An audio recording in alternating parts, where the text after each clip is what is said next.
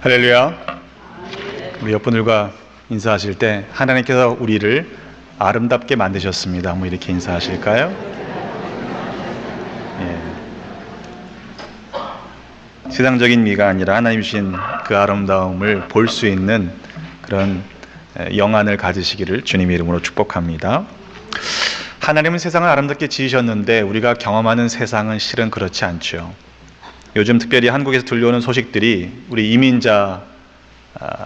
이민자들에게는 불안함을 가중시키고 있습니다.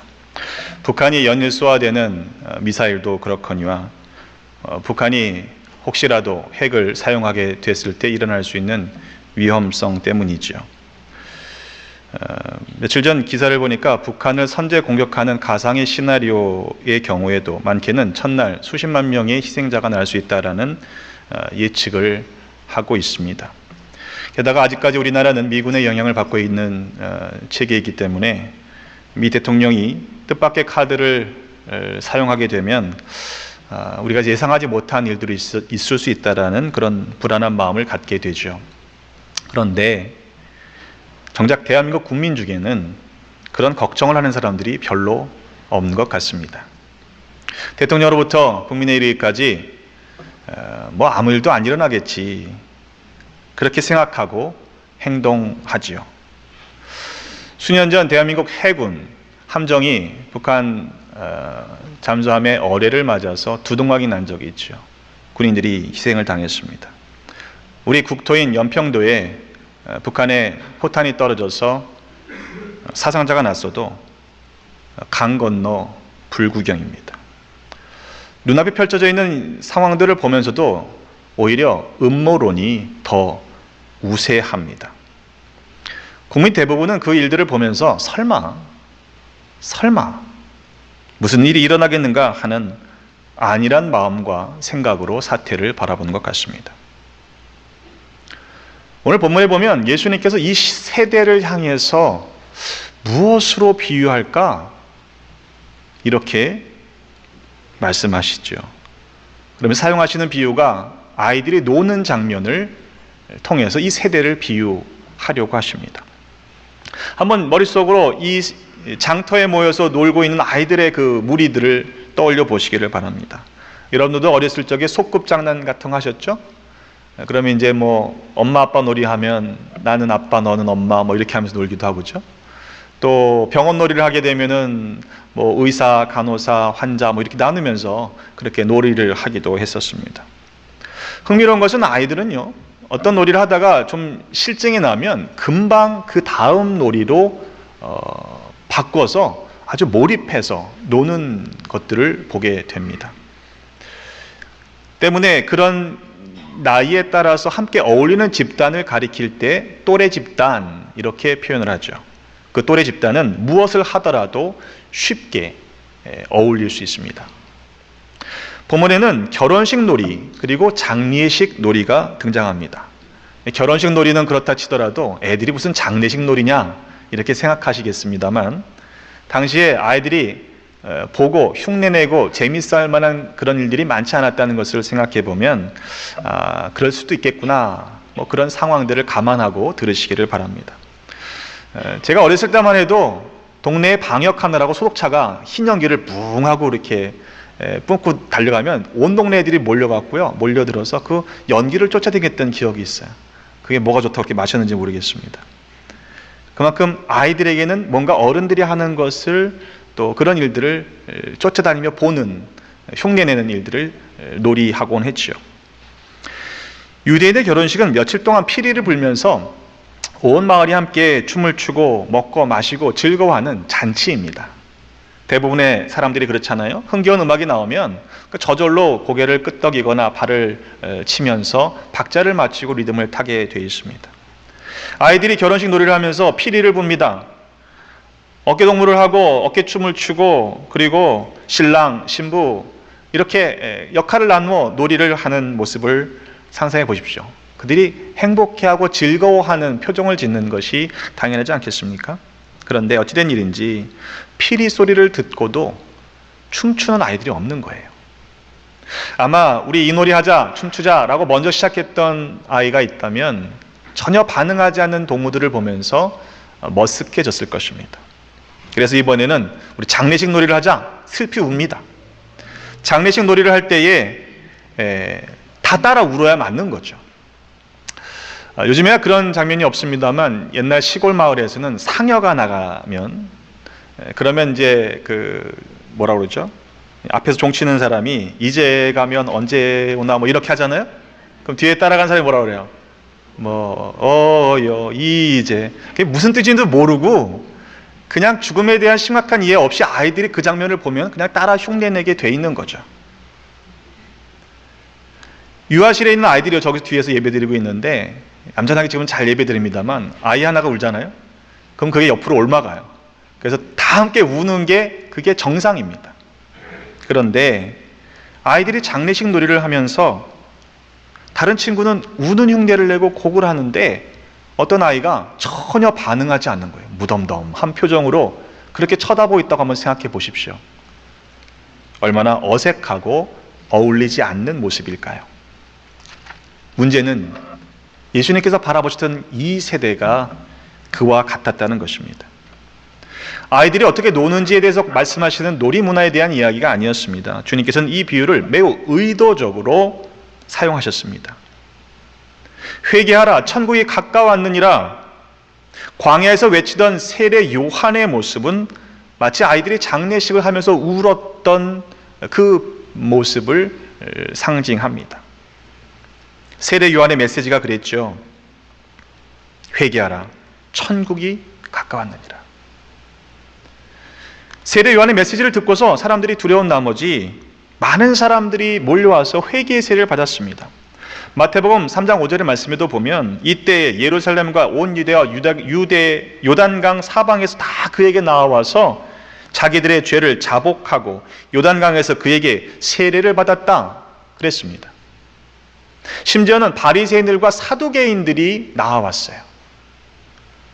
다른 본문들을 보면 세례 요한의 그 외침 가운데 이 세대, 그 세대가 반응한 것처럼 보입니다. 하지만 실제는 그렇지 않았습니다. 우는 척 했는지는 모르겠어요. 그러나 진짜 자복하며 울지는 않았습니다. 오직하면 세례 요한이 바리새인들과 서기관들이 몰려올 때에 이렇게 이야기합니다.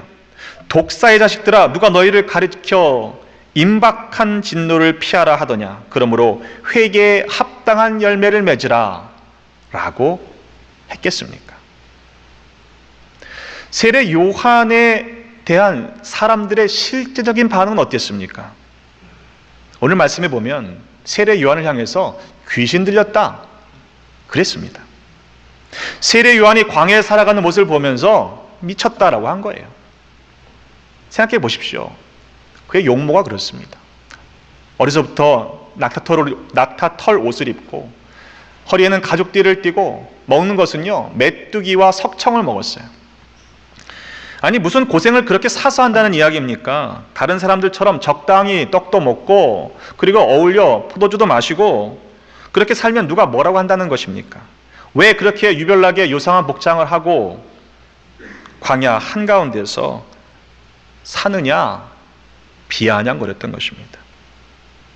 때문에 사람들의 눈에 보이기에는 세례 요한의 모습은 귀신 들린 것처럼 보였던 것이죠.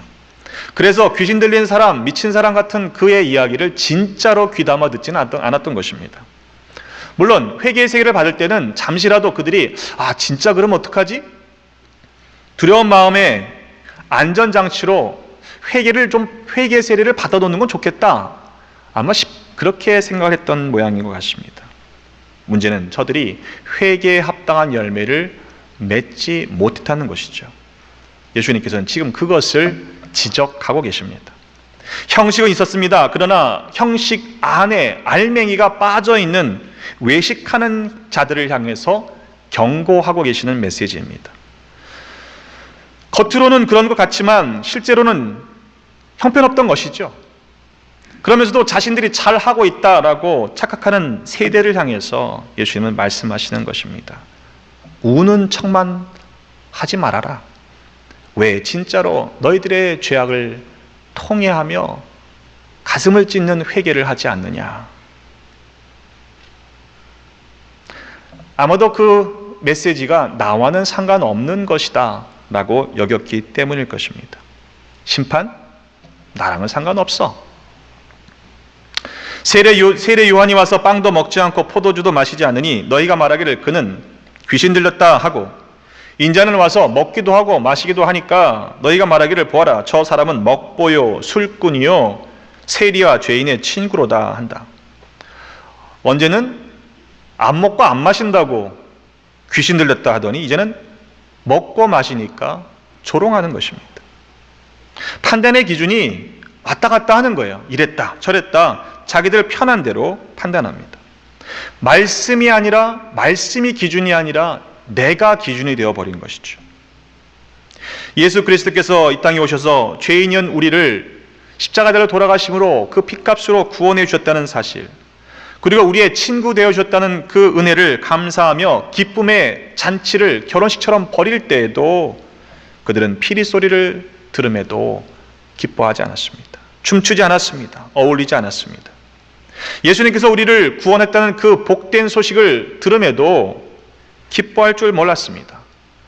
얼마나 안타까운 세대의 모습입니까? 하나님은요, 죄악이 가득한 세상을 심판하실 때에도, 그 성읍과 사람들을 심판하실 때에도 그냥 아무런 경고 없이 갑자기 심판하시는 경우는 없습니다.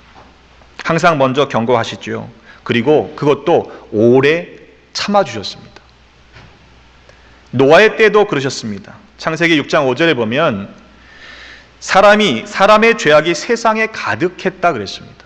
그리고 마음으로 생각하는 모든 계획이 항상 악할 뿐임을 보시고, 그리고는 물로 심판을 하시기로 작정하셨죠. 하지만 그렇게 미리 말씀하셨음에도, 경고하셨음에도 그 세대는 자신들의 죄를 깨닫지 못했습니다. 노아가 방주를 만드는 동안에 그 세대의 사람들은 비웃었습니다. 아니, 저 산꼭대기에 왜 방주를 짓는 거야? 정신 나간 가족으로만 여겼습니다. 노아를 통해서 말씀하신 그 경고의 메시지, 하나님의 말씀을 귀담아 듣지 않았기 때문입니다. 그건 나랑 상관없는, 우리에겐 해당되지 않는 일이야 라고 여겼기 때문입니다. 그래서 그 세대는 노아가 방주를 짓고 있던 그 오랜 세월 동안 회개하지 않았습니다. 소돔의 멸망을 막기 위해서 의인 10명을 찾아내겠습니다 라고 했던 아브라함의 외침을 듣고도 실은 그 세대는 무관심했고 반응하지 않았습니다. 소돔의 죄악은요, 말로 옮기기 부끄러울 정도로 극심했죠. 임박한 진노 앞에서 롯의 딸들과 결혼할 사이들의 반응을 보면 참 흥미롭습니다. 창세기 19장 14절에 보면 여호와께서 이 성을 멸하실 터이니 너희는 일어나 이곳을 떠나라 이렇게 말하지 않습니까? 그런데 그의 사위들은 농담으로 여겼더라 그랬습니다. 결국 그들은 공의로운 하나님의 심판을 피하지 못했습니다. 왜 사위들은 롯의 경고를 농담으로 여겼을까요? 최소한 롯과 그의 아내와 자기들이 결혼할 그 두 딸들이 도망가는 걸 보면 그냥 쫓아가야 되는 거 아니에요? 사정을 모를지라도. 왜 쫓아가지 않았을까요? 아니, 어떻게 이렇게 풍요로운 성읍이 불로 멸망당한다는 말이야? 말도 안 되는 이야기하고 있네. 터무니없는 말로 여겼기 때문일 것입니다. 911 9.11이 터지고 난 후에 온 세계가 좀 어수선하던 때였습니다. 설상가상으로 얼마 뒤에 워싱턴 일대에는 불특정인을 대상으로 하는 저격 살인 사건이 일어났습니다. 많은 시민들이 주유소에서 기름을 넣는데도요, 불안해했죠. 마침 그때 저는 워싱턴에서 살고 있었습니다. 근데 저도 기름을 넣는데 불안하더라고요. 당시 미국 사람들을 공포에 몰아넣었던 것은 나도 혹시 그렇게 될 수 있다라고 하는 것에 대한 두려움이었습니다. 일어날 가능성을 따져본다면요, 실은 거의 아주 희귀한 케이스죠. 하지만 그 일이 나에게도 일어날 수 있다라고 생각이 되니까 반응하게 되는 거예요. 야, 나도 그렇게 당하면 어떡하지? 그래서 관심을 갖게 되고 그 일에 대해서 반응하게 되더라는 것이죠. 회개하라, 천국이 가까웠다라고 하는 세례 요한의 메시지, 그 메시지는 일관된 것이었습니다. 예수님께서도 동일한 말씀으로 예수님의 공생의 사역을 시작하셨습니다. 천국이 가까이 온 것은요, 우리가 어떻게 할 수 있는 일이 아닙니다. 왜? 그것은 하나님께 속한 영역이기 때문에 그래요. 그러나 우리가 지금 할 수 있는 것은 회개하는 일입니다. 회개에 합당한 열매를 맺는 것입니다. 하나님이 보여주시는 수많은 표적들과 일들을 통해서 하나님께서 지금도 우리에게 말씀하고 계신다는 사실을 믿어야 합니다. 그 믿음이 있을 때 그 말씀에 귀를 기울이시게 되는 거예요. 감화 감동시키시는 성령님의 그 요청에, 초청에 우리가 믿음을 가지고 있을 때 반응할 수 있게 되는 것입니다. 오늘 우리가 살아가는 이 세대는 어떻습니까? 과연 하나님의 음성을 듣고 있습니까? 아니면 혹 우리들의 눈을 어둡게 하는 온갖 세상의 것들 때문에 눈이 가려져서 구원의 방주가 지어지고 있음에도 여전히 그 방주에 타지 않는 실수를 다시 범하고 있지는 않습니까? 주님께서는 지금도 계속해서 우리에게 경고하고 말씀하고 계시는데 그 음성을 듣고도 무관심과 무반응으로 일관하고 있지는 않는가 말입니다. 내가 만들어 오는 이중잣대를 가지고 이때는 이래서 안 되고 저때는 저래서 안 되고 못하겠노라 주님의 말씀에 불순종하는 것은 아닌지 우리 스스로 모습을 살펴봐야 할 것입니다. 이어지는 본문을 보면요, 11장 20절로 24절의 말씀을 보니까 예수님께서 권능을 가장 많이 행하신 고을들이 회개하지 않기 때문에 책망하셨습니다. 말씀하시되 화 있을진저 고라시나 화 있을진저 벳세다야 너희에게 행한 모든 권능을 두로와 시돈에서 행하였더라면 그들이 벌써 베옷을 입고 제 위에 앉아서 회개하였으리라. 내가 너희에게 이르노니 심판날에 두로와 시돈이 너희보다 견디기 쉬우리라. 가버나움아 내가 하늘에까지 높아지겠느냐 음부에까지 낮아지겠느냐. 음부에까지 낮아지리라. 네게 행한 모든 권능을 소돔에서 행하였더라면 그 성이 오늘까지 있었으리라. 내가 너에게 이르노니 심판날에 소돔 땅이 너보다 견디기 쉬우리라 하시니라. 여러분, 권능이 나타나지 않아서가 아닙니다. 말씀이 없어서가 아니었다는 거예요. 제가 눈물이 말라버렸던 시기가 있었습니다. 20대 중반이었던 것 같아요. 매우 비판적이었고 매우 차가웠던 사람입니다. 그런데 유학을 와서 첫 학기에 혼자 기숙사 생활을 했었는데 기숙사 밑에 있는 조그마한 기도실에서 무릎을 꿇고 한국교회를 위해 기도하는데요, 끊임없는 눈물을 주셨어요. 제가 그렇게 비판하고 그렇게 정죄하고 판단했던 한국교회를 향해서 그런 마음을 주시더라고요. 한국교회를 얼마나 사랑하는지를 깨닫게 하셨습니다. 태평양을 건너서 지구 반대편에서 보니까 그게 보이더라고요. 어느 관점에서 보느냐는 매우 중요합니다. 왜 견해가 다를까요? 왜 뷰 포인트가 다를까요? 그건 입장이 달라서 그래요. 스탠드 포인트가 달라서 그런 겁니다. 서로 다른 곳에 서 있기 때문에 같이 보이지가 않는 거죠. 만약 우리가 한 교회라면 실은 같이 볼 수 있어야 합니다. 결혼식 주례 때 자주 사용되는 인용구입니다만 결혼식에 이렇게 말씀하잖아요. 결혼하기 전까지는 사랑하는 사람들끼리 서로 마주보다가 결혼한 후에는 한 곳을 향해 함께 걸어가는 것이다. 함께 그 한 곳을 바라보며 걸어가는 것이다. 저는 교회도 그래야 한다라고 생각합니다. 예전에 선배 목사님이 본인이 행복하게 목회하고 있다라는 글을 쓰신 것을 제가 인용해 드렸는데, 상황은 이렇습니다. 한번 강사 목사님이 선배 목사님 섬기던 교회 와서 말씀을 전하시는데 본인 목회가 너무 힘들다고 얘기를 하면서 인용한 것을 듣는데 자기는 반대라는 거예요. 힘들어하는 목회하시는 그 강사님의 사정은 이렇습니다.